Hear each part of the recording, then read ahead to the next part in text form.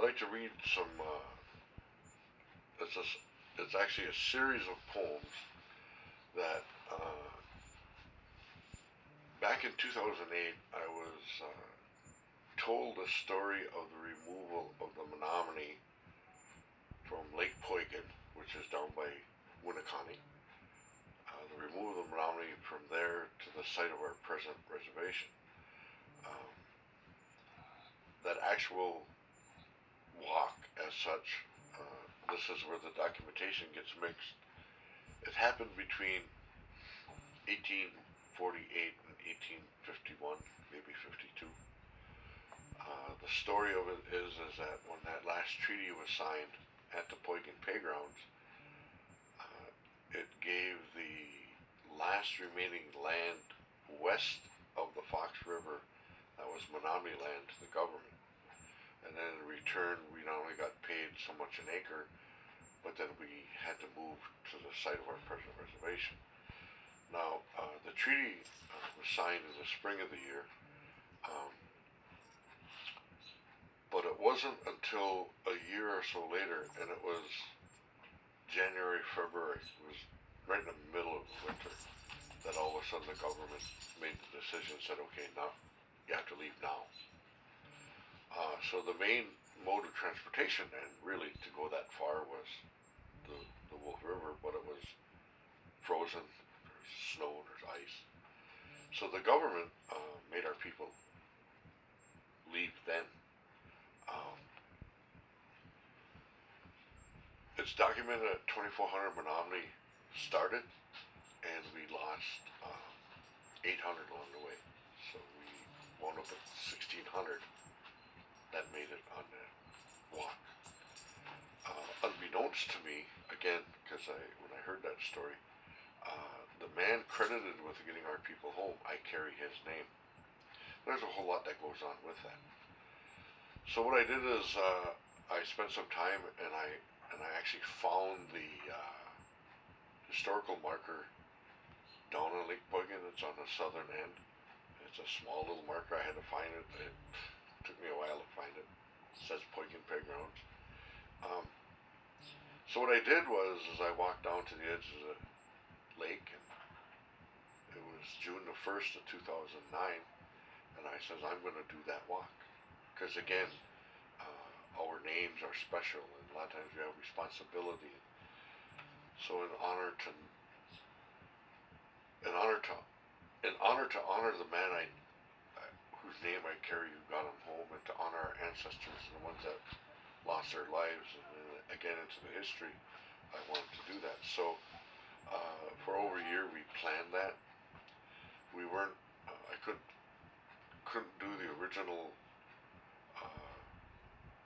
way back, because again, now there's towns and there's businesses and farms along the river. So what I did is I just laid out a way back between Winneconne and Kashina. We laid it out that we do 18 miles a day. Then at the end of every day we'd stop and camp at certain places. We'd have an opening ceremony the day before, and then when we got to that site, we'd have a closing ceremony. The place we wound up walking to, if you look on a map today, up on Highway 55 along the Wolf River, there's a place that's called Powekonnay Falls, or Wake Up Falls. The original name of that is Powekonnay Falls, and that's my Menominee name, Powekonnay, which translates to one who changes his feathers. It refers to the eagle. When the eagle is perched and they clean themselves of their old feathers, that action is my name. So it's a good name. It comes from the eagle. The other reason is that part of the story goes is that Chief Powekonnay, through his dreams and through his ceremonies, he was told of a stronghold to take our people, and it was that location. So back, I believe it was in the late 70s, early 80s, there was actually a special ceremony held there to re-acknowledge that place. Again, as I was taught, as we were planning, I went to a friend of mine and told him what we were going to do, and I wanted to have a name for what we were going to do. So the name of the walk was Atanoki Pomona, which translates to a walk that tells a sacred story. And then I had a special staff made, and we adorned it with medicine, and we carried that staff all the way also. Actually, I am offering the support, and I'm lending that staff to the grandmas who will be doing the water walk around Lake Winnebago starting in April. They're going to walk around Lake Winnebago, so again, that's what we do. That's to us as, like I spoke before about honoring, that's how we honor. We don't use somebody else's cartoon name or picture. This is what we do. So, I knew that I would someday write about the walk, being honored to be a published poet and author and things. And so I'd like to share these poems that I wrote. And real briefly, I'm just going to tell about where they come from. I don't want to take up a lot of time and explain everything, but I think this is a great opportunity to be able to have this documented, because it was in Ugiga, which is the book put out by the Oneida Arts Board every year, and this came out in 2011, so it was actually the year after the walk. So, the pieces actually kind of go in sequence, and I'll kind of explain that.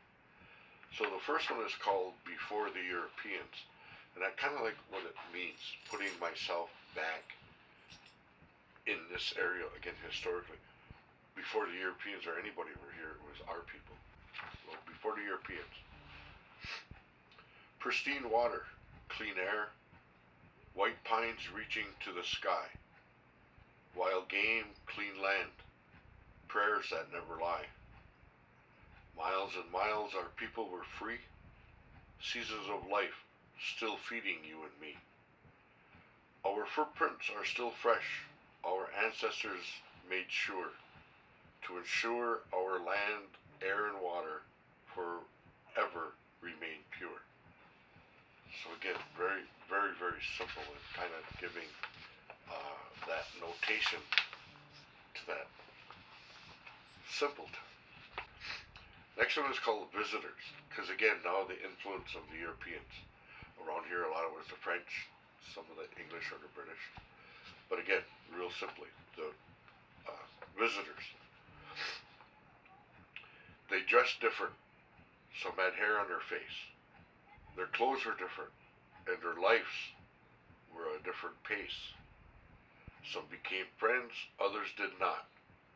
Our people took game for food, others let it rot. Their people built forts, fences, and farms. Mother Earth forever changed. They always moved, stole, and robbed. Our ways have stayed the same. Are we better? Are we worse? Look in your own mirror. Are things straight or reverse? So now I tried to get a little start in that philosophical kind of stuff, taken from what our ancestors went through from those visitors. The next one is Our People Were in the Way. I always try to tell these students that when the movement was being made west by the Europeans, and the land was the most important thing, but what was in the way? It wasn't the trees, because they cut them down. What was really in the way was our ancestors. And around that time of the signing of this treaty, 1848, Wisconsin wanted to become a state, and it's documented and it's kind of well known that one of the biggest group that was still in their way were the Menominee. And so, again, our people were in the way. 1848, Wisconsin becomes a state. 1848, our ancestors were dealt a dreadful state. Sign right here, they said with a smile, we'll take care of you all. As our people walked, icy miles and miles. Growth of the good old US of A, Wisconsin is born. But no one in D.C. cared that Grandma's feet were bloodied and torn. 1848, Wisconsin becomes a state. 1848, our people still face a government's fate. So again, I try to highlight that removal, what happened to our people, and that whole scenario. Um, the next one is called A Story I Had Never Heard. And again, this comes because I had never heard of that. I had never heard of that removal. I had never heard of that forced march. Um, so this kind of ties all of that in. He asked me if I had a Menominee name. I said, yep, sure do. He asked if I knew any stories. But the one he told me was fresh and brand new. They made our people walk for miles and miles more. The ice is thick, the air far too cold. Just one more piece of history that became a treaty's chore. 2400, 1600 survived. Over 150 years later, the same name re-arrived. Powekonnay was there during that cold November trek. He's still here in the 21st century with new burdens to keep in check. I am honored, so honored to carry his name. Responsibility and history intact. I had to do it. The spirits told me so. We had to walk and retrace those footprints and tracks. So again, I'm acknowledging that name and that person, and that even back in that 1800 was Powekonnay, but doing it, over 300 years, 350 years later, he's still there. They call it the Powekonnay Playgrounds, and again, that was a central location of the Menominee. That's where the government paid our people from the treaties, and that was supposed to be like the largest encampment of the Menominee. It took me a few tries to find the historical marker. It was beneath some heavy branches. When I finished reading the words, I was saddened that our people were given no chances. I had read many books, heard even more stories. Then I stood on Lake Poygan's southern shore. I'm going to do that walk. Nothing less, but far, far too much more. More history, stories, and trials. More dreams than ever before. So off we went to plan our event, to reach the Powekonnay Falls shore. Very few trees now line the playgrounds. This image has stayed strong and true. But back on the res, just as at the lake, our guide, the sky, is a brilliant, heart-loving blue.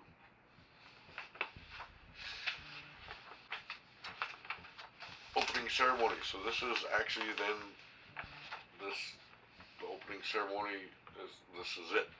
This is what I remember and felt like. The calendar read June 1st, 2010. 365 days have come and gone. There were elders, youth, and visitors there, gathered in a circle on a sacred lawn. Honor song sung on a spiritual drum, an opening prayer in true Menominee grace. Smoke from 3 pipes rising to grandfather sky, all colors of life sharing a historical face. Grandmothers, moms, uncles and aunts, students looking what to learn.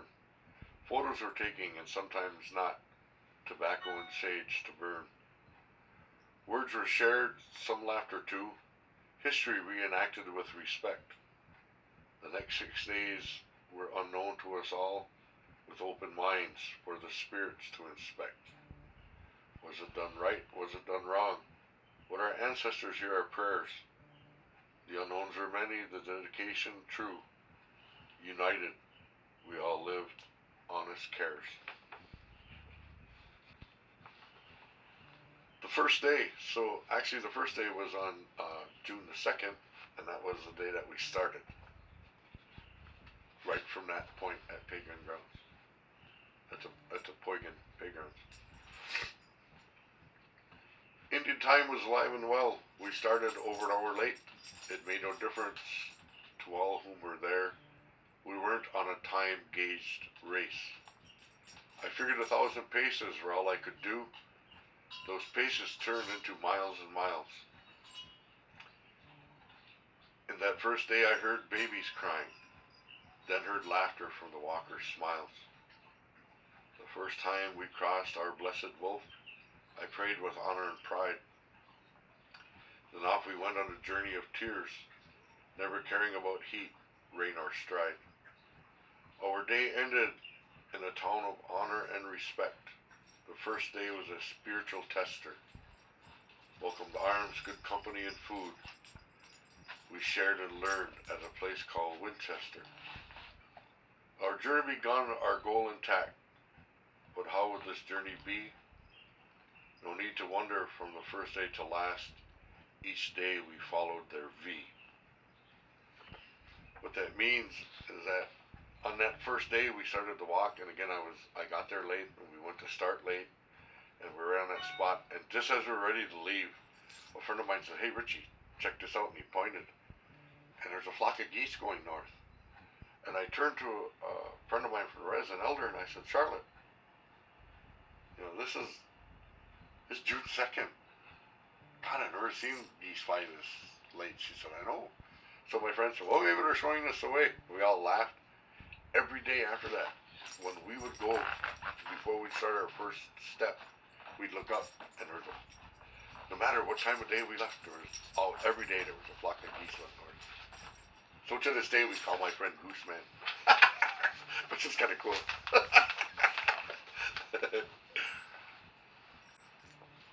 Stories of the walk. And again, there's so much that happened before, during, and after the walk. Each day our protectors walk side by side, veterans of the Menominee Nation. No matter the culture, our ways of life, we were truly united nations. One took a tumble, one caught up to our pace. People came and went as they could. We were on TV and pictures in the papers, all proud as we graciously stood. We stood as one, we walked as one, people applauding us along the way. Prayers were said at various spots, a new flock starting our day. We ate indoors, we ate outdoors. The country store made sure we were okay. We collected some water to trace history's gulf, and we never turned anyone away. So again, people even during the walk would come and join us. People did along the way. They'd stand there and clap, all these towns. It was just really neat. This next one is called balance, and I've always tried to talk about walking in that balance in life, the good and the bad. Something good happens, something bad's going to happen. You learn to walk in balance. But I got a big surprise a couple of years ago. This was actually picked to be a featured poem in one of the Wisconsin magazines, and that really kind of blew me away. A friend of mine asked, "Hey, can I submit some of your, a poem or two?" And I said, "Sure." And out of the poems that were submitted, this one, the editors and whoever picked it, so kind of cool, So it's called Balance. There's always some good, always some bad. Our balance was tested every day. The pipe was smoked each day and night. The spirits guided our way. There are no names, no fingers to point. Our circle was strong and true. We began each day with water from the falls. Our growth became our stew. Yes, sometimes things go right, sometimes not just so. Then we turn to the teachings at hand. We started as one and ended the same. No less, no more, always grand. That was pretty cool. And then I wanted to write specifically about the falls, where we were going. And again, I had heard some stories of Chief Powekonnay and that whole walk and the whole thing. So, and then after doing the walk and being there, so this was just called Powekonnay Falls.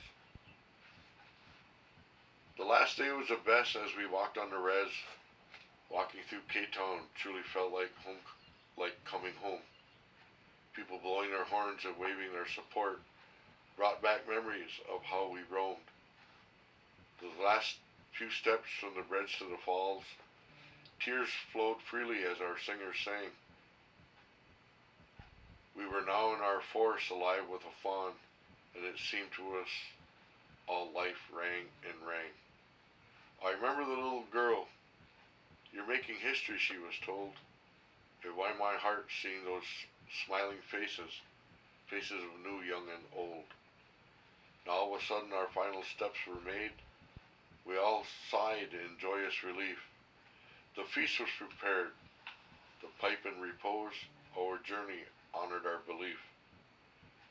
We started where they did, our hearts united in grace, to share his name and follow his path, then wind up at this sacred place. So what was amazing, I talk about that fawn. We had gone through Kashina, and of course there were two guys that walked every step. But again, because I just couldn't walk that far and everything, and I'd take a ride every now and then, but we had walked through Kashina, then I was in the van, and I kind of knew how far I wanted to go, and so we're just, driving along real slow, and Lily was driving, so I motioned her, I went back up, and in the ditch was this little fawn, sleeping, like, right there, and I went, okay. So then people started coming up, and I went like this, and I pointed, and people come up and start taking pictures. It had to be 5-10 minutes, and then all of a sudden, its eye opened up, and we're sitting there kind of going like this, they're taking pictures. It sat there with that eye kind of looking around, and all of a sudden it kind of raised up, and it got up, and it just walked into the woods. It was just really cool. And then the last one is closing ceremony, and again, this is tying everything up. We ended where our ancestors stood. I was overwhelmed in all we did. I proudly acknowledged all who were there and felt honored with whom I was amid. Loading the pipe was a powerful sight, the songs and gestures true. It was 150 years or more since it was done before, but being there felt brand new. Everyone spoke. The past told me so. Words, tears, and honored sounds. I couldn't speak too well at first. I took deep breaths and kept standing on sacred ground. History was made in 1848, just as in 2010. From here on out, the Menominee will never end. And that's really how I felt, so, yeah. And I'd like to share one more, if that's okay. Yeah. This actually has a small tie-in to the walk.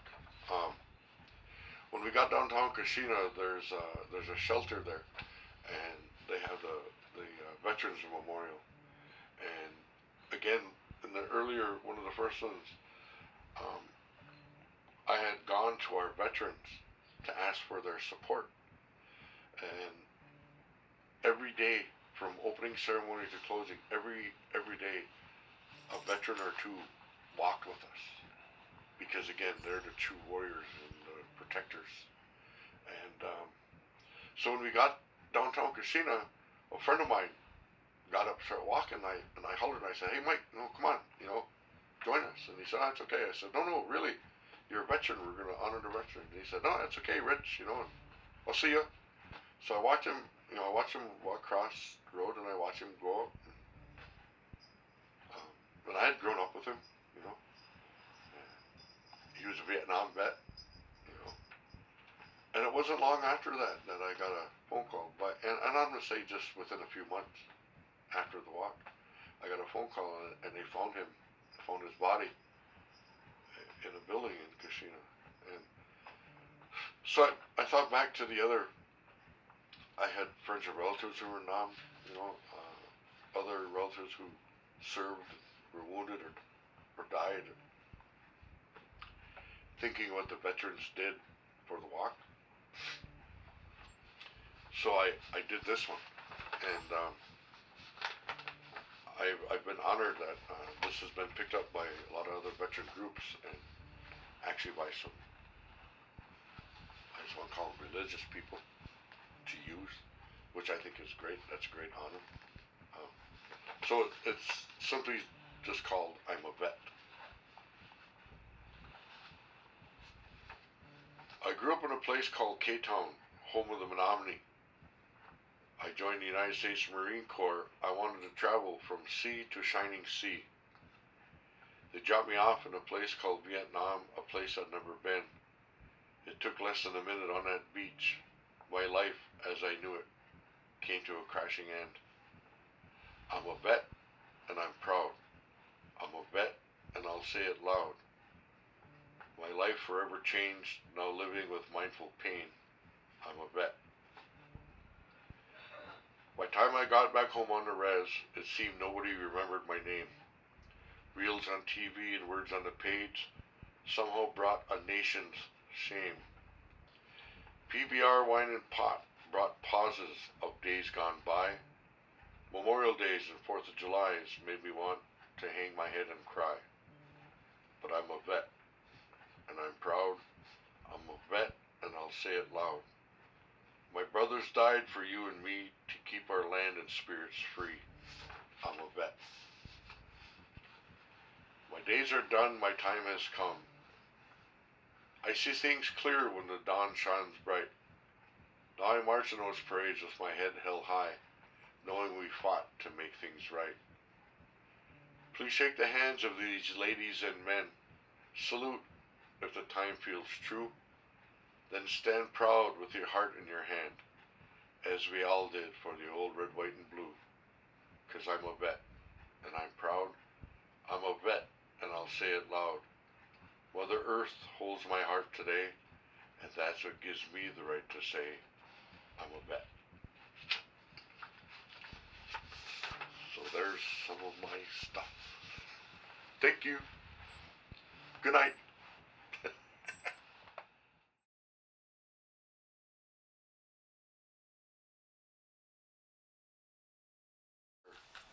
My name is Richie Plass, and I live in Green Bay, Wisconsin.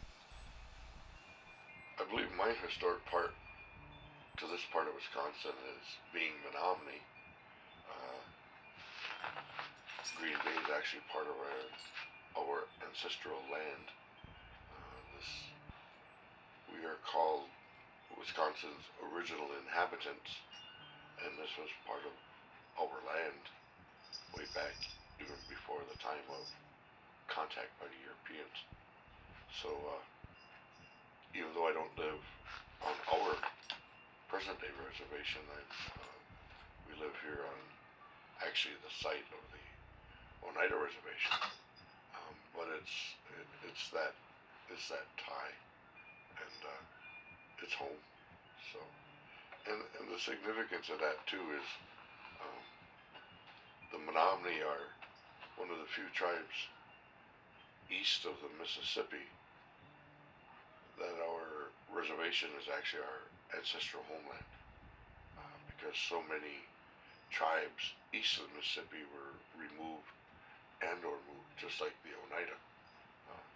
Came here from New York. Stockbridge, Muncie is the same way. You go east a little bit more. There's a lot of tribes that aren't even around anymore because they were, exterminated by the Europeans. But then a lot of them were again physically removed to what was called way back in the day Indian Territory, which today is Oklahoma. And again, into the history of the Menominee and the history of Wisconsin, the government at one point wanted the Menominee to move to Red Wing, Minnesota, but our leaders traveled over there, and they said a couple things. I guess one of the first things is they said, "Look, this isn't our ancestral land. This is the people there." And secondly, it wasn't conducive to the Menominee as far as the trees and the lakes, rivers, and streams. And so they they then went to Washington D.C. and said, no, we want to stay somewhere in, in our ancestral place. So when that last treaty was signed and they removed all the Menominee to the site of our present reservation, and it's been that way since 1852, I believe. For years I've been trying to explain the history of not only Native Americans and Indians in Wisconsin, but I've also tried to expand and share and teach more of the goings on of the Menominee as much that I know. I think one of the major points I always try to make or relate to is the type of termination. A lot of people don't understand that when the treaty system became non-existent, and it didn't work, and it wasn't viable, or however you want to say it. In the 1950s, the government then started a new program called termination. And of course, when you terminate something, you end it. So what the United States government did is they went around the country and they handpicked different tribes.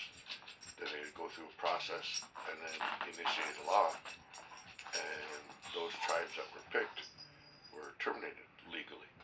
So there was no more reservation, and there was actually no more members of that tribe, or that tribe became non-existent. And a lot of people in Wisconsin either don't remember that, or don't know that, or just put it out of their mind. So the process with the Menominee started in 1954. The Menominee had to agree to it, which we did, and there's always been a discussion on that General Council of 1954. They had to, the Menominee again had to support it. There's always been a discussion again about, was it even a legal gathering, was the voting correct?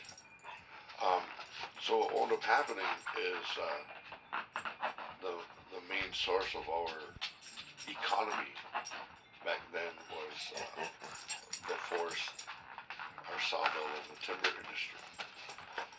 And so being under the management and the trust management of the United States, we were then going to become a county. So again, because we were under trust management, federal government, and all we had really again was our timber industry and our sawmill, to go from being reservation status to county, the sawmill had to become, it became a business entity. And so a corporation had to be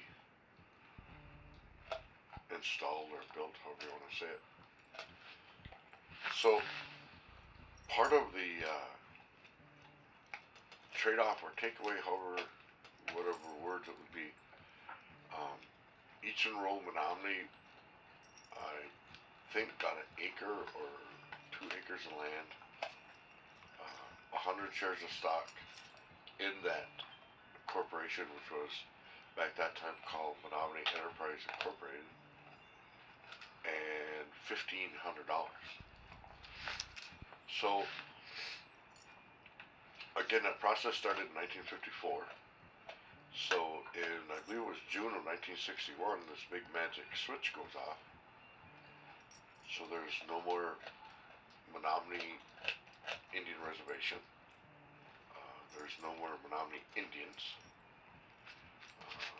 We immediately, again, because of our funding source and support from the government, we immediately lost our hospital, our telephone company, I believe law enforcement, and our pork company. So we became, and still are, Wisconsin's poorest county.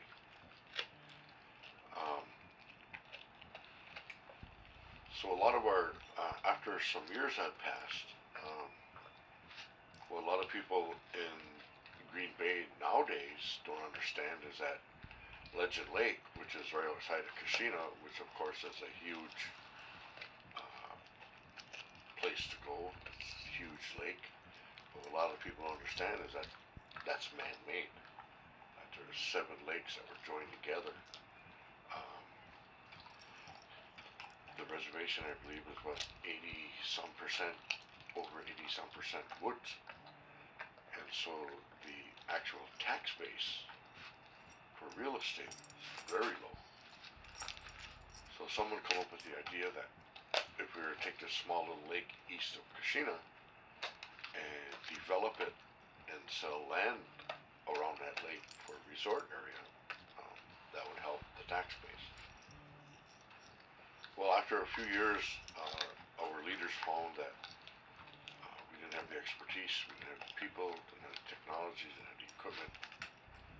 So they put it out on bids, actually nationwide. And so the gentleman that got the bid was from Reedsburg, Wisconsin. His name was Isaacson. But what he did, he took his little airplane, he flew over that land, and he told our leaders, look, you've got 7 lakes. So I can join all those lakes to make one big lake. And you have all that land, both onshore and offshore, that you can sell. Thus became Legend Lake. So, and again, I worked on Legend Lake when I was a kid. The advertisement said you could own land on, Indian land. And, so people came from the Fox River Valley, Milwaukee, Chicago, the Twin Cities, all over to buy land. Wasn't cheap either. Some of that stuff along the shore was quite expensive back in 68, 69. But then a lot of our leaders started working because there was a huge conflict.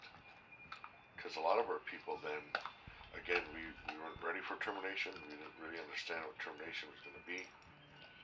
And so they fought and they fought. And so again, by law, in December of 1973, we got restored back to reservation status. So that created a whole new set of problems, issues, concerns, because now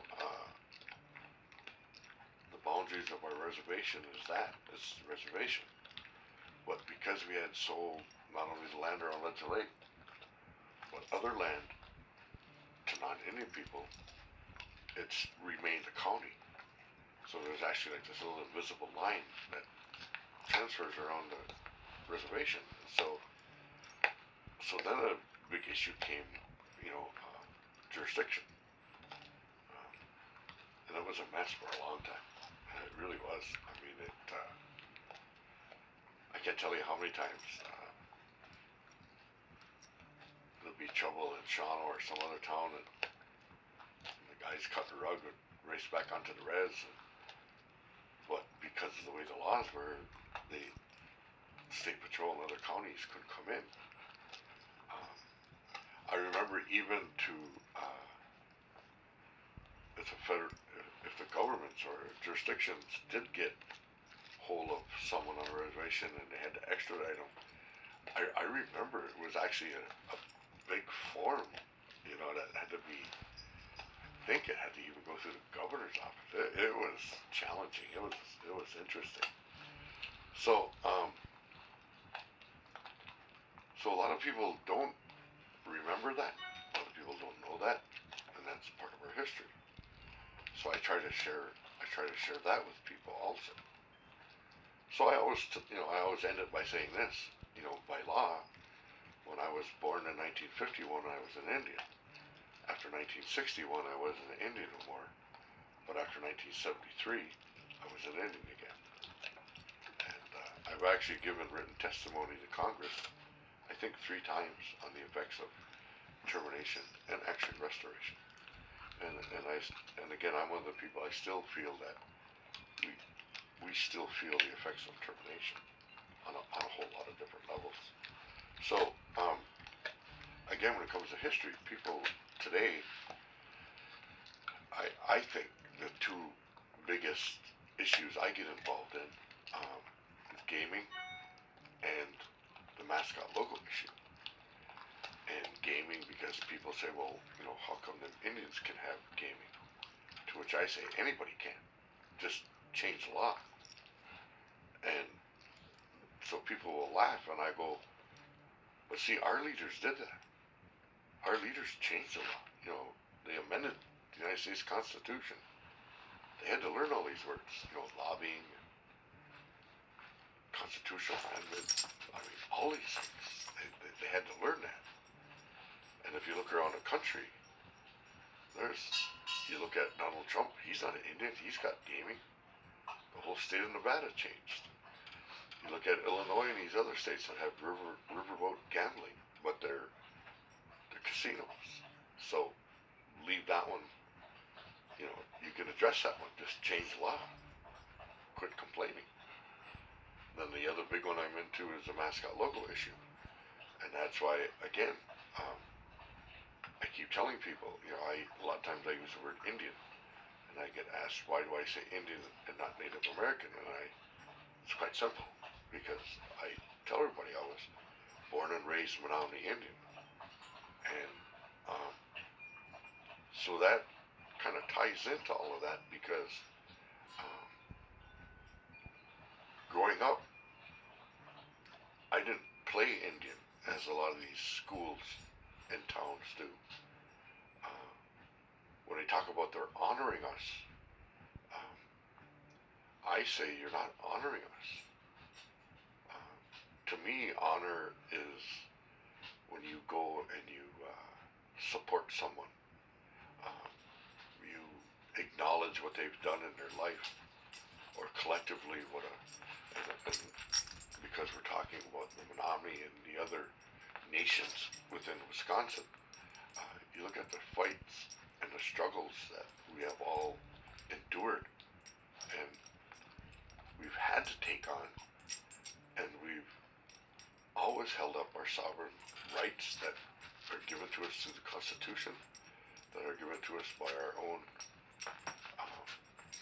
tribal constitutions, and that's all legal. And so we honor those. But I can't think of any Indian community in Wisconsin, maybe the nation, that don't have a school name called the Leprechauns, or the Chinks, or the Kikes, or the Nazis, or just plain Germans or Polish.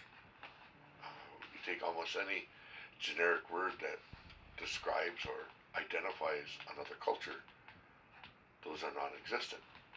But here we are in 2015, and there's 31 schools in Wisconsin that still have a name or an image of us. And when people tell me then, well, you have more and other serious issues to deal with on a reservation. So I tell them, well then, just like I'll say right now, let me give a list of some things to help you. Yesterday, I spent 3 hours at Jackson Correctional Institution in Black River Falls, and that's a federal lockup.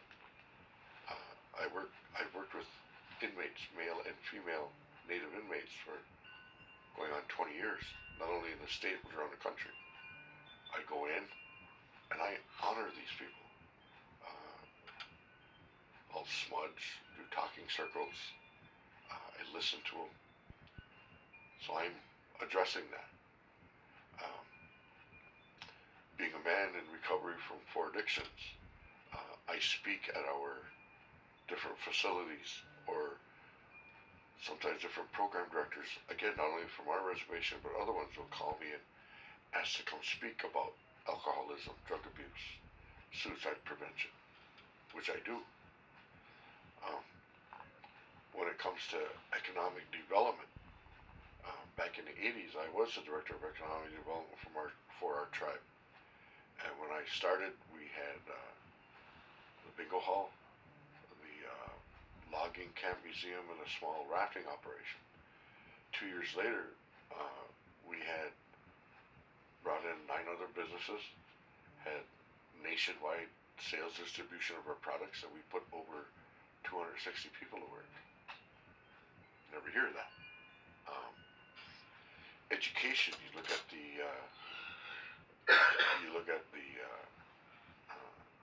school system on our reservation, K through 12, and what's I think one of the most significant and important parts of that is Menominee culture and language. And we have our young people learning our language and our culture from the time they're in preschool. Um, so we do address those. And I tell people one of the main reasons we address, or that I address the mascot logo issue, is that a lot of these names and acronyms started with the influx of the Europeans in the 15th and 16th century, and the names they start calling us, and they're still here.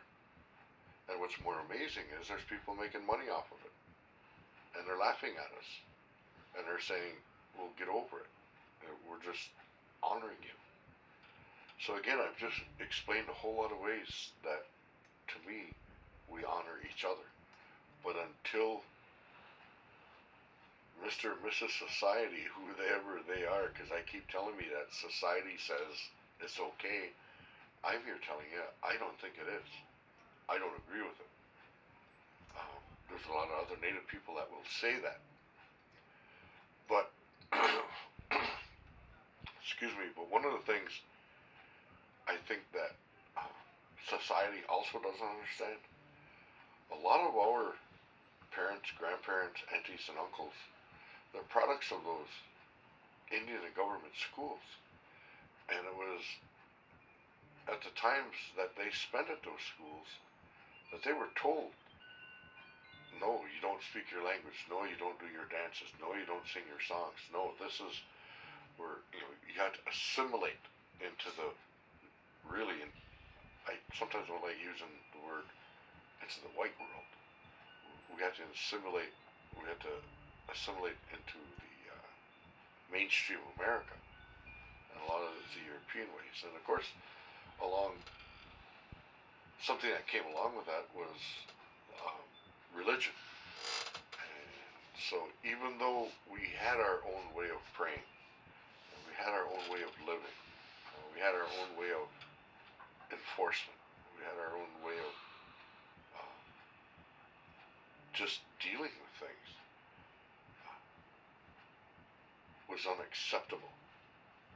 And so, again, from 1492 and over 500 years later, and it's been documented that back then when the boats started landing on the East Coast, there was up near 32 million people here already, over 900 nations in what's now called the United States of America.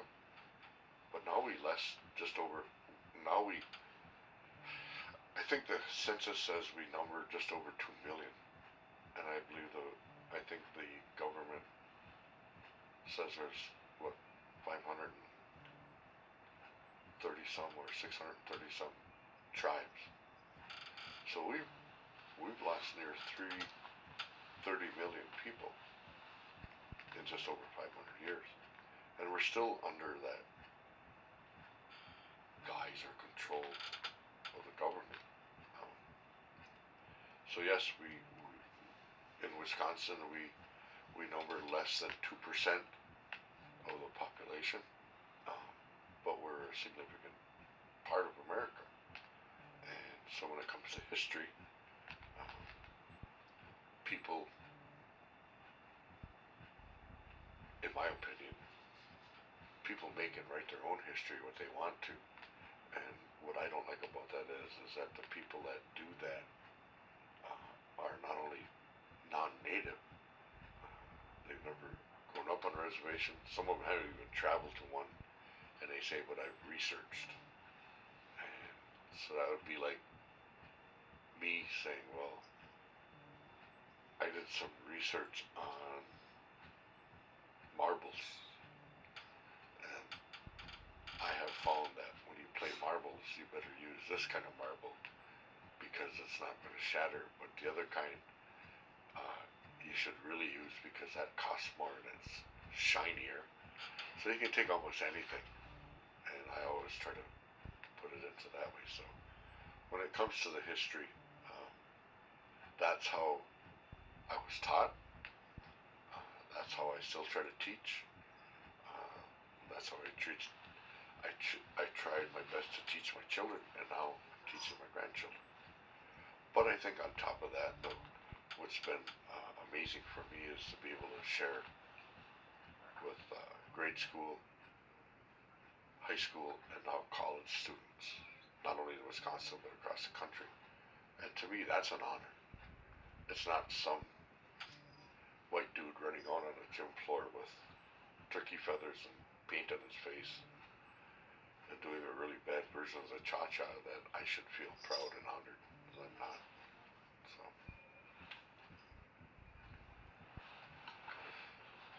I went to grade school on the reservation. I started out at St. Joseph Catholic Indian School,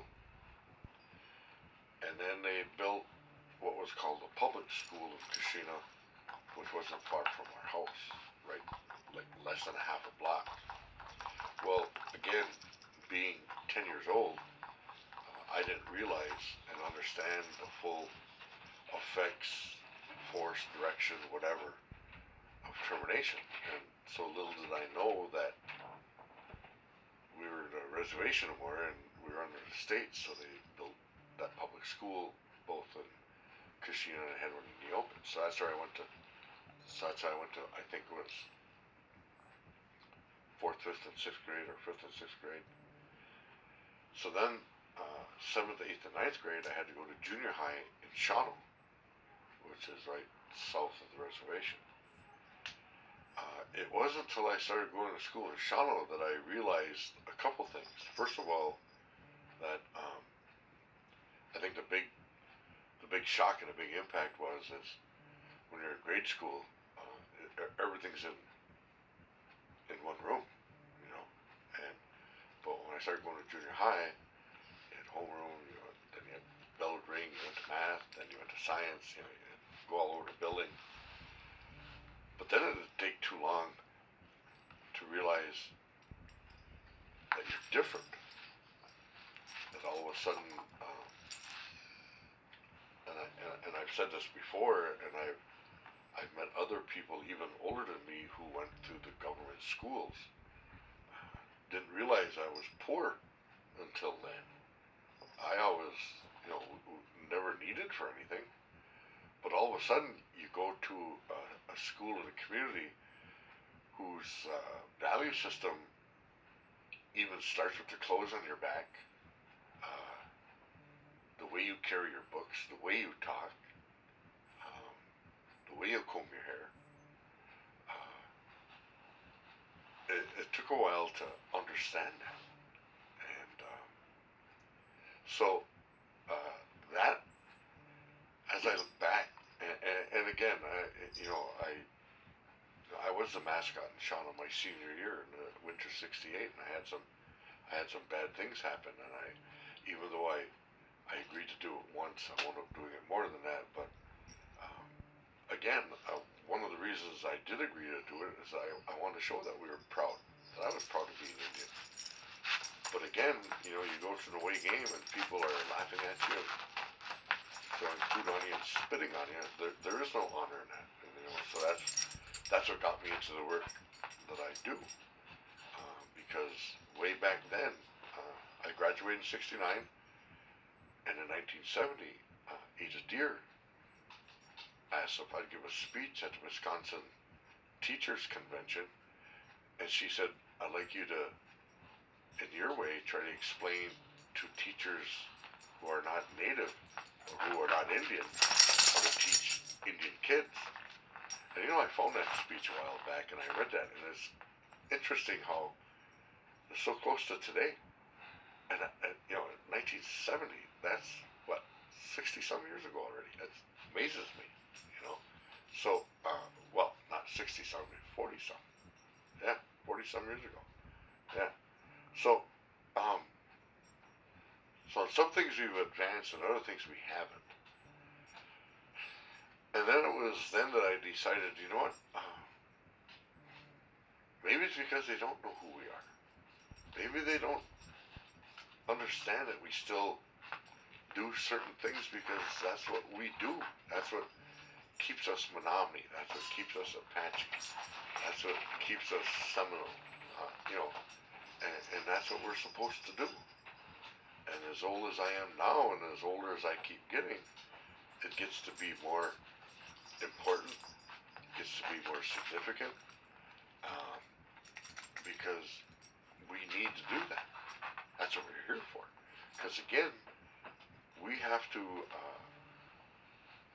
look out for and prepare 7 generations back so that our land and our ways stay the way they should.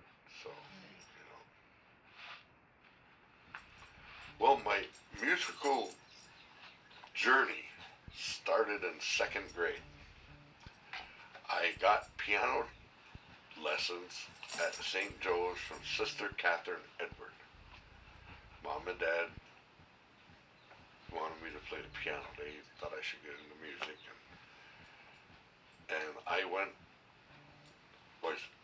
this ain't even a pun, it's a bad thing, but I went religiously for probably almost a year. And to this day, all I can tell you about the piano is someplace on that big row of keys, there's a middle C. That's all I remember. I do. And actually, as my last big to-do with Sister Catherine Edward, she took me to church, and I got to play on the organ. So that was like a big deal, Well, then when I was a kid, I'm probably one of the only guys left yet today that will admit that I learned how to do the stroll. Because I had some cousins that were babysitters and stuff, and then they'd bring their records, and God, I remember doing the stroll and listening to all that, And then I specifically remember when Elvis Presley came along, and that was the big thing, so I want to learn how to play guitar. So, actually my dad got a guitar. It used to be his and my uncle's, and learned a few chords. And then when I got into junior high school, I took lessons from a guy in Shawano. Again, went religiously, but then come the Beatles, and that kind of really blew me away. I can remember watching one at Sullivan, the whole shot, But what was really funny is I used to sit on my clothes hamper, and I had a ruler in one hand, I had a pencil in the other, and I started drumming. Of course, I didn't know it was air drums, So, one night, they used to have dances on the Res in Casino every Friday. And back in the 63, 64, we had like 6, 7 bands, and they were all good. And they'd all take turns playing. Well, one of the bands, one of the drummer, he got sick every now and then. So one Friday night they got there, and he was just setting up, and he got sick. He had inner ear problems and kind of tip over and black out. So they went to start the night, so they started calling guys out from the crowd just to come and drum. There were some other drummers and stuff. So the leader band said, "You want to drum?" And I went, "Yeah." I had never sat at drums in my life, and of course, I had watched them and watched TV, and so I knew how to tap and I played almost the whole set, and it was like, wow, that's pretty cool. So the next day, we're talking, and so I told Mom and Dad what had happened. So my dad said, "Well, did you like that?" I said, "Yeah, it was fun. It was great. It was like really cool, man." So a week or so later, I come home from school. My dad said, "Come on, we're gonna take a ride." And so we went to a friend's house that I know, and we get out. So my dad said, "Oh, Fred." And Fred says, "Oh, Junior." He says, "Hey, it's Richie." And I said, "Hey, Fred." And Dad said, "Well, where are they?" And he said, "Well, they're up in the upstairs." And so we go in this guy's house and go upstairs, and there's this drum set. Dad said, "Well, how much?" And he said, $50. He said, "Boy, I only got 30. Okay. So I'm sitting there, so come on, So we get home, we take it down to the basement, he sets it all up, and what was really amazing, after he set everything up, my dad started playing them. But I mean, he's playing them, and I'm sitting there going, now he said, "This is called the hi-hat, here's how you play this, and this is what. I went, "How did you know all that?" And he says, "Well, I'm, 13 years old, 14 years old?" And I went, "Wow, So anyone got our record player, and it was one of the ones that was on legs. He brought a stack of records, and he put them, and he said, "Now, if you can learn how to drum to all of that music, you might be a drummer someday." So about an hour later, I went upstairs and called him downstairs. I said, "Well, listen, and so I started, and he said, "I think you might have something." And so here I am 50-some years later, and that was really, really the only time I got a lesson or I practiced. After that, I'd go watch people, and then I'd try to recreate it. So me and a bunch of other guys, actually the first band I was ever in, I played bass. Didn't have a bass guitar, I'd just turn it down low, and then, but then when that thing happened with the drummer, and I started drumming, and so I remember the first paying gig I did, I got $5. I thought it was pretty cool. But then when I got paid $20, I went, "Hey, this is really it, man," And but in all honesty, I've told people, and when I got that Lifetime Achievement Award at Indian Summerfest a couple years ago, and they just blew me out of the water because they kept it quiet, and I was really, really taken back. But I ended it by telling everybody what my dad had said. My dad said, "Now remember, there's always going to be somebody better, and there's going to be somebody probably not as good because they're just starting. So you do what you do, and you have fun." He said, "Because remember," he says, "you only need two things in life," he said. "You need music and a smile." He says, "So if you can play a song and make somebody feel good, that's all you need." And and that's true. And so that's how I've always approached my music and my drumming. And over the years, I've played every kind of song. I used to get talked to by different drummers I'd meet, going, "Well, how come you're playing that country stuff?" Or, "You should just play rock and roll," or, "Man, you should just play the blues." But again, a drummer, you should be able to play everything because it's music. I mean, I sat in with a polka band one night, and that was the bomb. That's just the way it is. But then, of course, I get teased because of those famous, those 7 famous songs that any drummer will say to the band. "Hey, I wrote a new song." And because and I know this sounds odd and peculiar, but when I say I don't know music, so in other words, one of my favorite stories is I was a senior in high school. I've been playing a few years, okay? And I went to the band instructor, and I said, "Mr. Brockman, I'd like to try out for the stage band." He said, "Really? What instrument are you playing?" I said, "Drums." "Well, when is your free time tomorrow?" And I told him. He said, "Will you come on down to the band room?" I said, "Great." So I walk into the band room, and nobody there, so I go, "Hello," and he walks over, "Well, Rich, it's good to see you." "So I'm going to try for the stage band." I said, "Yes, sir." He said, "All right, just a minute." So he comes over and he sets up a snare drum. He hands me the sticks. Then he gets a music stand. He opens up the sheet and he says, "Play the bridge." And I went, "What's a bridge? And what's this?" And he says, "You play the drums, right?" And I said, "Yes, sir." "Well, Mr. Brockman, and he says, you know how to read music? I said, no, sir, I don't. Well, I can't have you try for the band. I said, but Mr. Brockman, all the stuff you're playing, I know. And I can do all the rolls and the fills. No, I'm sorry, Rich. 2 years out of high school, maybe 3, get a call one night, and it's actually another teacher at the school who still plays around Green Bay. His name is Fred Byers, plays piano. Calls me up and he says, do you still play that Dixieland old-time music? I said, sure. He says, well, I need a drummer Saturday. Would you come play with us? I said, be glad to. So, go over to this bar, he tells me. And so in walk guys that I know that I've played with before, you know. And he says, by the way, he says, you remember Cal Brockman from the high school? And I went, the music teacher? And he went, yeah. Yeah? And he says, well, he says, he plays bass on the tuba. And I went, okay. Now I'm thinking in my head, you know. So here goes Mr. Brockman, you know, and then he said, well, Richie Plass, he says, I finally get to hear you drum. Yes, sir.